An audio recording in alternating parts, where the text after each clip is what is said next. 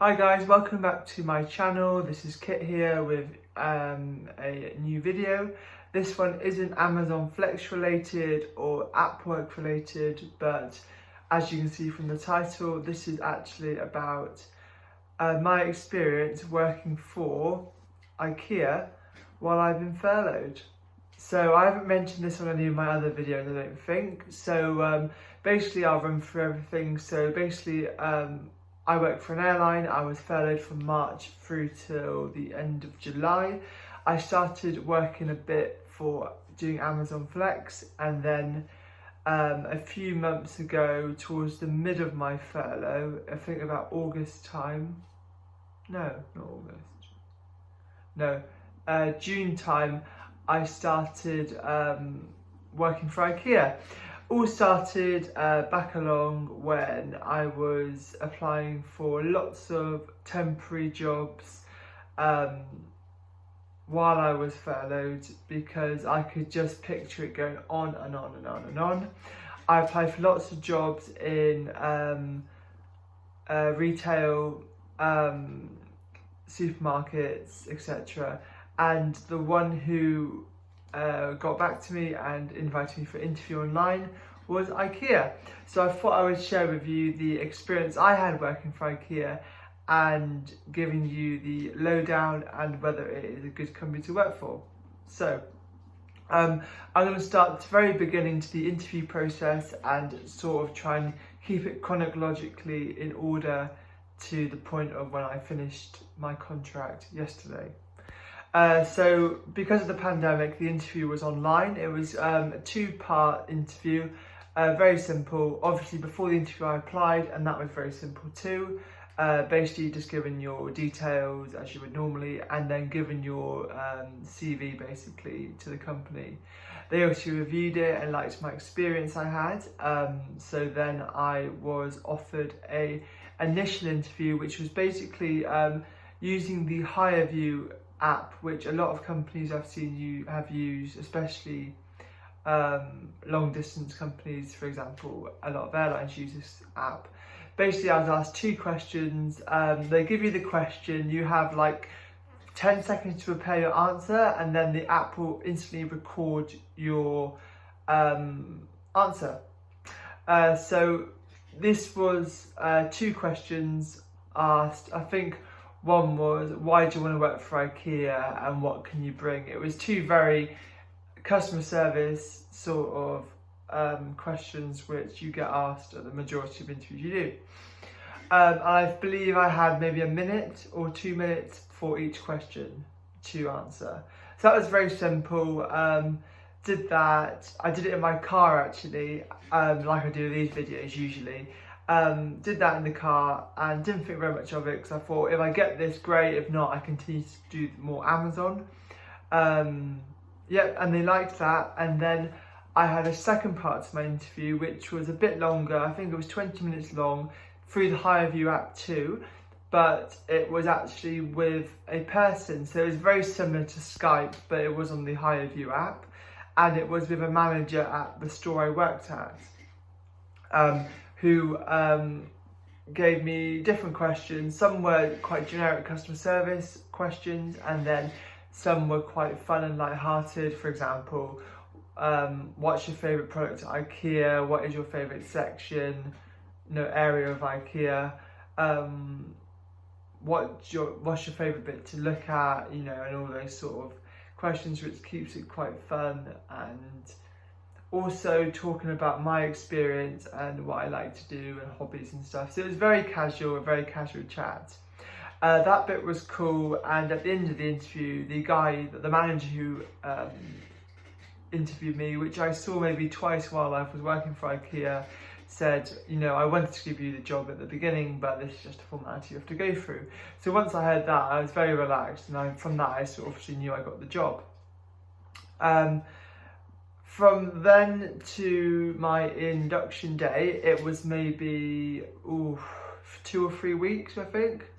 I believe I started on I believe it was the 7th of July, and this happened must have been mid-June, so it was a few weeks till I started. So moving on, I then got a formal contract in the post, which I signed all through online, which gave me an induction day and time, which I believe was the 7th of July, like I said, but it was around that time.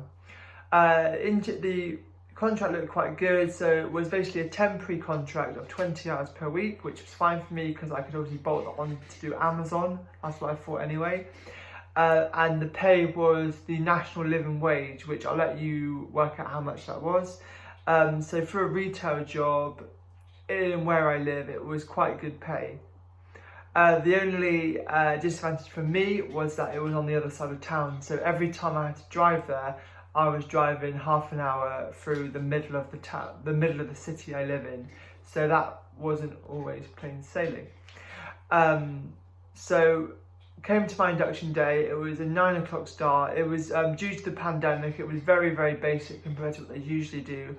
The human resources department who run this day, the woman, she said that usually this is a 3-day induction, but for us it was only a morning because we had to get started because they were short-staffed because of the pandemic.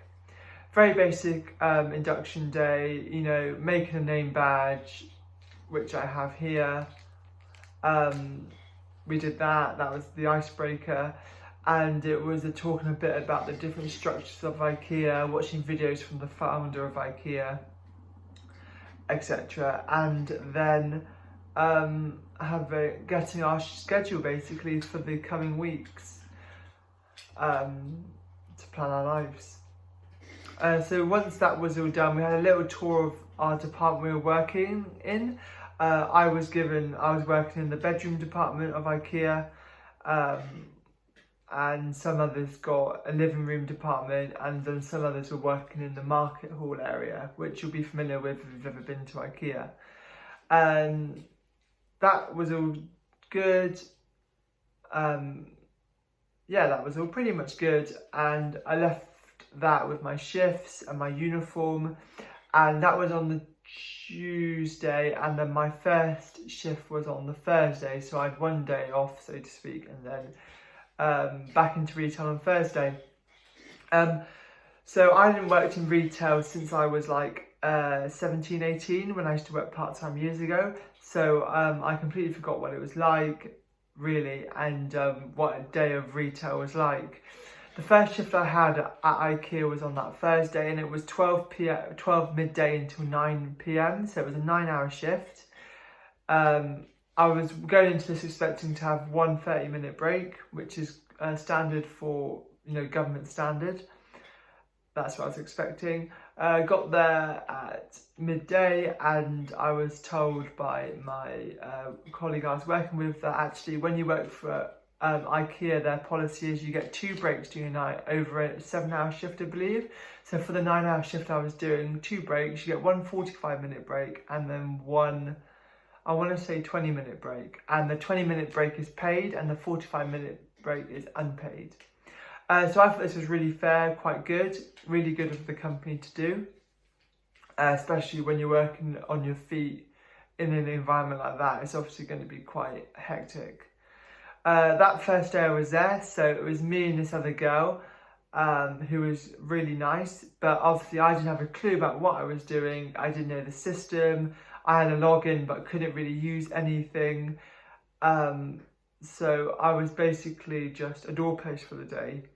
That day as well in particular, on the whole department, which usually has about 6 colleagues working at one time, it was me and her for the whole day. So practically it was her and me, and I couldn't do anything. So that was a bit of a crazy first day, I would say. So in terms of training as well, no formal training was given after the induction day, and the induction day didn't really teach me anything.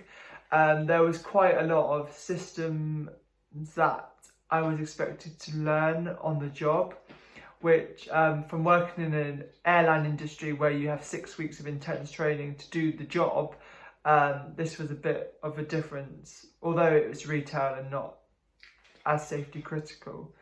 For example, when I was given the job, I was, quite dumb to the fact that I thought that it was going to be a role where I was going to be in the bedroom section, going around and making beds all day and tidying up. That was my initial impression.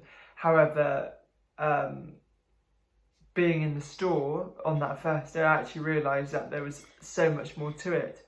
For example, you had to plan people's wardrobes, and you had to book deliveries, and you had to check stock. You had to make tags when they would go missing, you know, price tags, as well as the making the bed and tidying up, answering questions about, you know, knowing the layout of the store. And one thing which I was quite surprised about when I started is that we weren't even given a tour of the store, which apparently was due to the pandemic. So really, when people would ask you where things were, it was impossible to know because you hadn't visually seen it. It gets better. So that was my first shift. Like I said prior, I was initially told that you were going to get 2 breaks on that shift. The reality was I got one 25-minute break versus the 1:45 and 1 20-minute break I was promised, or as it was in their co-worker policy. Anyway, after that day, went back on the Saturday for my second shift, and it was a lot better. I was doing another almost 9-hour day. It was 10 till just before 7, so a day shift, but you still finish quite late in the day. It was a Saturday, which is, if you ever shopped at Ikea, it probably must be the busiest day, because although we just had a pandemic, which adds to the amount of people that want to come and visit the store because it's been closed, you've also got people that want to have the Ikea day out, and that sort of thing. Yeah, so that was a busy day, more staff though, so that was a lot more bearable, had the full breaks and that sort of thing. So yeah, it was good. And moving on from that, for the first couple of months, or maybe month and a half, I was doing my full 20 hours a week, which was great, and doing a bit of overtime here and there. The shifts ranged from doing those 9-hour shifts, which I just mentioned, to just doing 6-hour shifts, for example, 3 in the afternoon till 9 at night, or 10 till 4, or 4-hour shifts doing like 10 till 2, or 5 at night till 9. They were quite common. For me, the 5 till 9 one wasn't too worthwhile because I was driving half an hour through rush hour to get there for 5, and then driving back at 9 and not getting home till 9:45, when I was used to be going to bed at 9:30. So for me, they were a bit poor, those sort of shifts, and it was hard to bolt on anything before that. For example, Amazon, because you may not finish, you're not scheduled, if you've watched my Amazon videos, to finish till 5 if you do a day parcel route. And so I couldn't risk doing that and then being late for my Ikea. So those sort of days were a bit of a dud for me because I was earning less than I would be doing Ikea. I mean, doing Amazon. But overall, it was really good. That part of it was a good experience, and although the training was quite poor, it made up by a lot of the co-workers being very helpful and sort of running through things, despite it being really busy. So like I just said, 6 weeks came along, and then I had the email from work, my main job, saying that I was being unfurloughed, which happened at the end of July. So I lied. So less than a month I was doing the full 20 hours, and then I was unfurloughed from my main job. The manager, which I was the manager of my department, was very cooperative with me. He let me reduce down to do an average of 12 hours per week. So I was doing 2 6-hour shifts, which worked for me fine for the time being.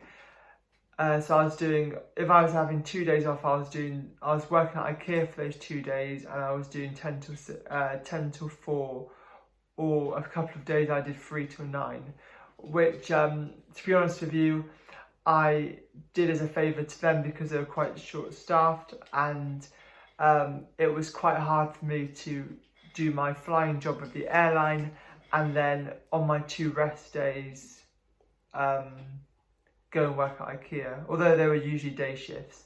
It was a bit tough, but I continued to do it primarily for them as a favour for them, and then secondly also because it was a little bit more money coming in each week for my quiet weeks of flying.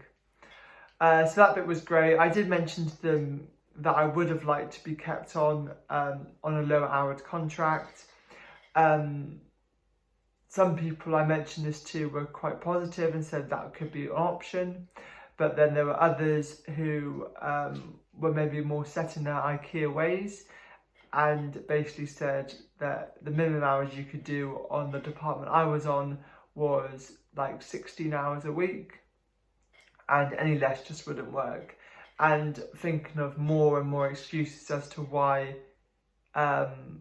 me doing a lower contracted hourly week would not benefit the business. So I sort of left it at that, although I did mention many times that I would want to be kept on when I go back flying, and I explained to them how I don't usually do a normal week and I get lots of days off, and I would like to, you know, continue being busy and working for them after, you know, picking up product knowledge and stuff, which does take time because of all the different names of the products, which are all in Swedish, and all the different measurements of beds and different mattress types, and different wardrobes and how they all slot, how they differently go together. Unfortunately, despite all this and all the knowledge that I picked up while working for them for the 3 months, they didn't want to continue my contract, which, to be honest with you, is that their loss, and if they want to run their business like that and just continually recruit new people and go through the same process with them, then let's let them do it. So like I said, in my area of Ikea, that's what they said. They said I couldn't go back or continue my contract with less hours, although I had people working in other departments that were given a much more flexible contract at the end and are now only working approximately 8 hours a week. So there was that level of inconsistency through the branch that I was working in. But like I said, we'll leave it at that's their loss. Yeah, so in terms of my experience at Ikea, I would say it's a very interesting retail environment to work in. They're very good corporate policies and structure of how they do things, and obviously it's quite good that they also do pay the living wage. So for a part-time job, that's quite good because you're being paid, you know, around £10 an hour, obviously a bit less. So that soon adds up. Whether you're at uni or you need a second job, you know, to benefit you in your life, you know, fair enough. Also, I would say other perks is that you get a 15% discount in the store from when you start, which is very handy. And also they have a co-worker canteen which is subsidised, which is throughout all Ikeas around the world, which is really handy because you can pick up a meal for like £2 and it's like a main meal. So for those who maybe want to save a lot of money and not buy as much food, if you do a 9-hour shift, for example, from midday till 9, you can have your lunch and dinner there for around, you know, under £5. Also, they do things like, for example, they'll do a healthy option for the lunch, and that will actually be free of charge, and you don't have to pay anything for that. So they really are good to their staff in that respect. The only things that I would say that Ikea could really improve on, maybe I caught them at a bad time joining in this pandemic, but I would say training needs to be paramount, especially when you have low levels of staff due to this pandemic and you can't have as many people on the shop floor. You really need to have the knowledge and expertise to pass on to your to the people that are coming to pay your wages, you know, the customers. But that's obviously with them, and if they choose to run their business in a different way to that, then that's fair enough. I hope you've enjoyed this video, and if you have any questions about the working for Ikea or practically any retail job, please comment them down below. I really hope you've enjoyed this different video I have prepared, and I really thought that it would be handy for me to do a video about this, because looking on YouTube before I started at Ikea, there wasn't very many videos about people's experiences of working for them. So I really wanted to give my opinion, and hopefully you would find mostly positive opinion about working for them. If you like this video, please subscribe and like, and any questions or criticisms or anything, please let me know. Have a great rest of the day and stay healthy.